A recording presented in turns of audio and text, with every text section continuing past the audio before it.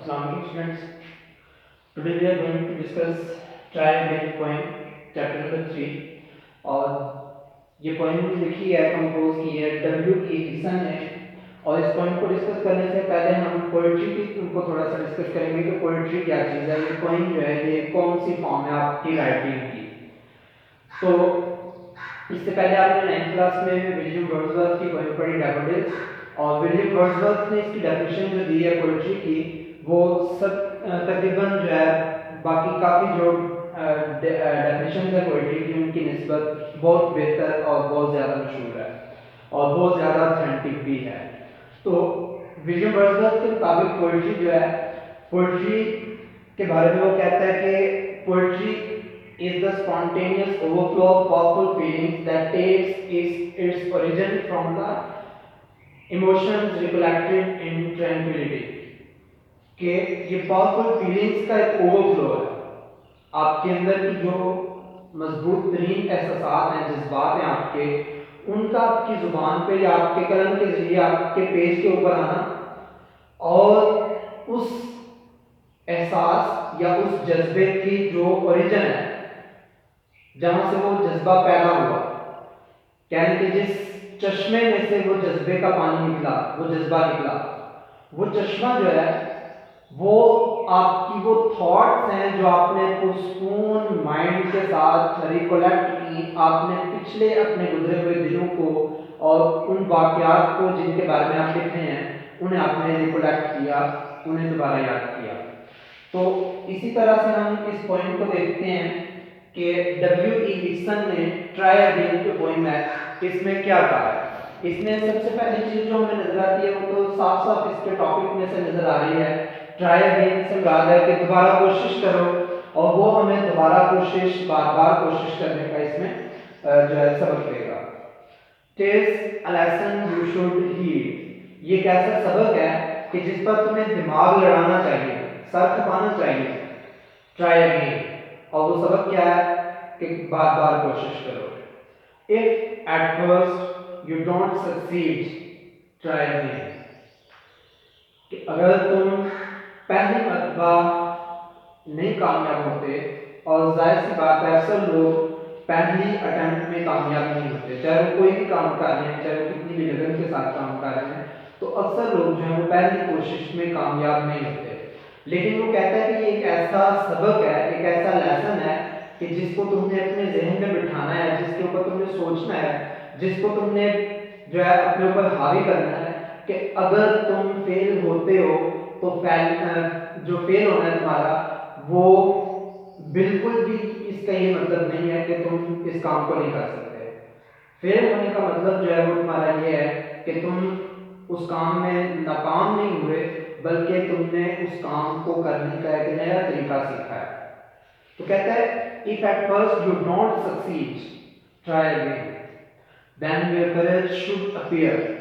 फिर तुम्हारा हौसला जो है वो सामने आना चाहिए। अगर पहली दफा तुम कामयाब नहीं हुए तो फिर तुम्हारा हौसला जो है वो सामने आना चाहिए कि क्या तुम एक हौसलामंद इंसान हो, नाकामी के बाद दोबारा खड़े हो सकते हो। फॉर क्योंकि if you will persevere you will कंकर, नेवर फियर, अगर तुम साबित कदम रहते हो, परसिवियर साबित कदम रहना, यू विल कंकर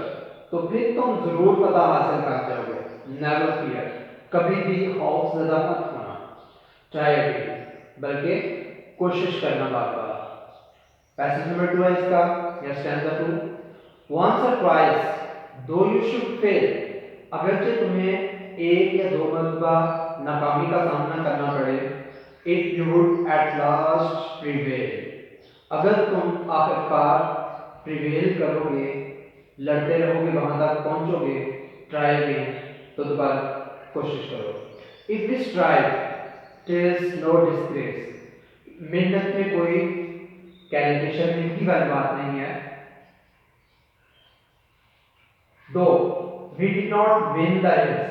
कहता है कि अगर हम कोशिश करते हैं तो कोशिश करना जो है वो कोई शर्मिंदगी वाली या छोटेपन वाली बात नहीं है। अगरचे हमें वो मुकाम नहीं मिलता जिसके लिए हम कोशिश कर रहे हैं, अगरचे हम اس جگہ تک نہیں پہنچ سکتے, اس چیز کو حاصل نہیں کر سکتے جس کے لیے ہم کوشش کر رہے ہیں, لیکن اس کے باوجود what should you do in that case, اس کے باوجود تمہیں کیا کرنا چاہیے, try again, دوبارہ کوشش کرو. Stanza number 3,